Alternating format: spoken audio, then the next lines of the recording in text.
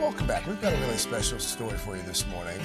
Dylan is taking a moment to open up about something that's impacting your family. Yeah, I've been dealing with it for a couple of months now, so I just thought it was time to tell the story. You all know my Calvin. Starting last year, my oldest son, Calvin, has been dealing with excruciating pain. We consulted several doctors. We couldn't figure it out until we finally learned Calvin has celiac disease. I'm done. We are making it yummy, right? My 6-year-old son, Calvin, loves food. But we recently found out that what he was eating was hurting him. It was like a sharp pain every day. Not a different pain, always a sharp pain. So we'd be sitting at dinner, and sometimes you'd ask to be excused. Why? Because my belly hurt and I had to lay on the couch. And was that every night? Sometimes, yeah. So Calvin had all these symptoms that I didn't realize were related. He had the sharp pain in his stomach. He had an earache that wouldn't go away. He had a weird rash.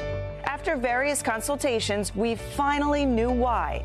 Once we got the blood work back that he did test positive for celiac disease, they have to go in and do an endoscopy. After they took the pictures inside his intestines, they saw all the damage was there.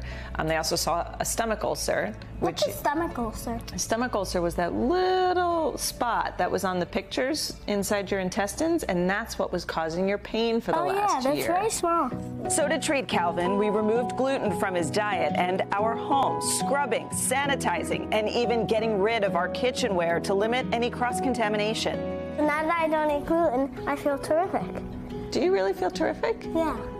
Like 100% better? 100% better. No, 1,000% better. Even better. 1,000%. All right, so this has been it's really a huge transition for everyone in my whole family. The goal for me has been to just make this as easy and smooth as possible for Calvin. I mean, at this point, he doesn't even know what I've been through to make his life so easy.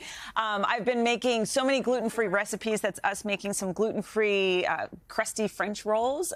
It seems to have been paying off. He likes what I've been making. He feels 100% or 1,000% better, as you just saw. But this isn't just something that my family is going through. The National Institute of Health estimates that about 2 million people in the U.S. have celiac disease. So here to talk with us more about it during Celiac Awareness Month is Dr. Roshini Raj, a gastroenterologist and associate professor of medicine at NYU Health. Good morning, Dr. Raj. Good morning. We've been talking all morning. Thank you so much for, kind of taking interest in my family here, because this has been a big transition. But to be honest, before this, I heard of celiac. I didn't really know what it was. I see gluten-free in the aisles. I don't really know what it is. It didn't impact me. But now I see what a big deal it is. So tell us what celiac disease does to the system. Absolutely. So celiac disease is a disease where when the person eats gluten, so they ingest gluten, which is a protein in wheat, rye, and barley, a lot of other foods, which we'll talk about, what happens is once it reaches the small intestine, inflammation is triggered. So it's an autoimmune type of inflammation, and that inflammation damages the small intestine. So these little finger-like projections we call villi,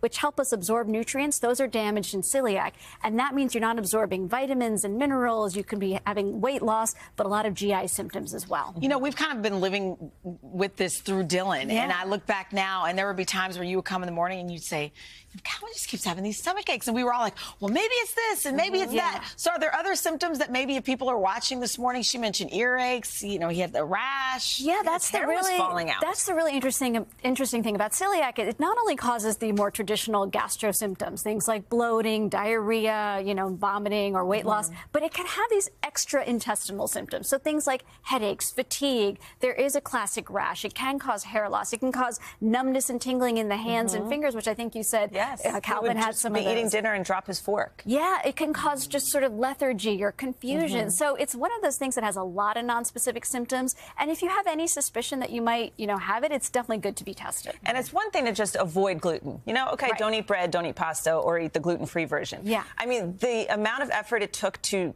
wipe out our kitchen, I think I literally threw out half the things I own or donated half the things I own and had to replace all of that. Cross-contamination is scary, not just in the home, but also at restaurants. And exactly, and that's why it can be difficult, particularly if you're someone with celiac who's very very sensitive to cross-contamination because you may go to a restaurant, ask for a gluten-free dish, but if they're using the same utensils or pots and pans with the food that contains gluten, you can just get a minute amount and still have that reaction and still not feel We well. didn't realize it was that bad, and I think it's important that we're talking about it this morning because let's be honest, a lot of people are like, oh, gluten-free, maybe that'll help me lose weight, or maybe, but actually there are people who are really having challenges with it, and so when Dylan was like scrubbing everything, I thought, is it really that necessary? But now you see why. Yeah, and I think it's a great point, Chanel, because gluten-free has become a bit of a fad. And there are people who truly have celiac, like your son. There are people who are gluten sensitive, which means when they eat gluten, they just don't feel great, but they don't actually have celiac. And then there are people who are just cutting out gluten for no real reason. And I do want to point out, gluten in itself is not inherently bad for you if you don't have celiac and you're not gluten sensitive. But I think there's a lot of education there because when people hear that your son's gluten-free, they might think it's just more of a fad or a trend. With a little eye roll. As opposed to a real disease, which not only causes symptoms, but in rare cases can have long-term complications if you don't address it and treat it. And I wanted to say it's great that you did find this out because we do know that the earlier you diagnose it, especially for a child, the less likely they are to have those long-term complications. To that point, really quickly here for folks who are watching or listening, and even if maybe they don't have a child that's dealing with the symptoms, absolutely. but maybe it's them. Sure. What's the next step? What should they do? So the next step is to see your doctor. You can get a fairly simple blood test, which will tell you most likely if you have it. If it's positive, you go on to have an endoscopy. And then if you are actually diagnosed, it's very important to speak to a nutritionist as well. We can give you a list of the foods with with gluten, but it's a big commitment. Soy sauce, I mean, things you may not expect, marinades, a lot of sauces, dressings, it pops up in everything. Yeah, but it's a big change in your life, so doing it with the guidance of a dietitian and nutrition is also important. Dr. Raj, thank you so much. Thank you. Thanks, I mean, just being able to talk about it, I think makes it like, oh, okay, we can get through this. Thank you as well very much, Dylan. Thank you. You're welcome. And to learn more about celiac disease and Calvin's diagnosis, just head over to today.com/health. We just also want to make sure this isn't going to affect cooking with Cal. No, we're just going to make some adjustments. You can too at home. Hey, thanks for watching. Don't miss the Today Show every weekday at 11 a.m. Eastern, 8 Pacific on our streaming channel, Today All Day. To watch, head to today.com/allday or click the link right here.